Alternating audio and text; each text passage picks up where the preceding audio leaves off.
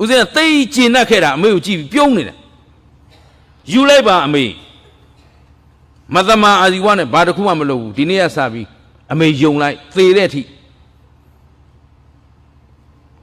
ဆေးတုပ်ကျွေးတယ်တရက်80ရပယံလုပ်တယ်အကုန်လုပ်ဘူးတယ်သူမင်္ဂလာငွေရမယ်သမအာဇီဝနဲ့ရမယ်ဆိုအကုန်လုပ်တယ်အဲ့ဒီထဲမှာဆေးတုပ်တော့ဆေးဆရာကစခိုင်းတဲ့အိမ်မှာဦးဇင်းကခန္ဓာကိုယ်ကျမ်းမာတန်ဆွမ်းတဲ့လူဆိုတော့အလုပ်ကိုမြန်လုပ်နိုင်တယ်များလုပ်နိုင်များလုပ်တော့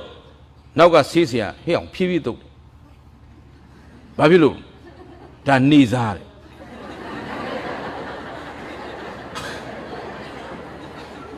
ဟာနေစားဆိုတော့ဘာတော့ဖြည်းဖြည်းလို့မလုံနိုင်ဘူးလို့မလုံတတ်ဘူးလို့ကိုခွန်အားရှိသလောက်လုပ်မယ်တနေ့စာသူထိုက်တန်သလောက်ပေးလိမ့်အဲ့ဒါနဲ့မဖြစ်ဘူးဆိုကျုပ်ကိုနေရာရွှေ့ပြစ်ပုတ်ပြအဲ့ဒီကြတော့လာတယ်မြန်လုံးတဲ့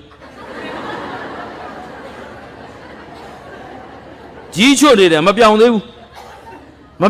ဒီမှာဆရာရတယ်တုတ်လိုက်တော့ဟာတုတ်ရင်ဆေးပြန်กว่าမှာပေါ့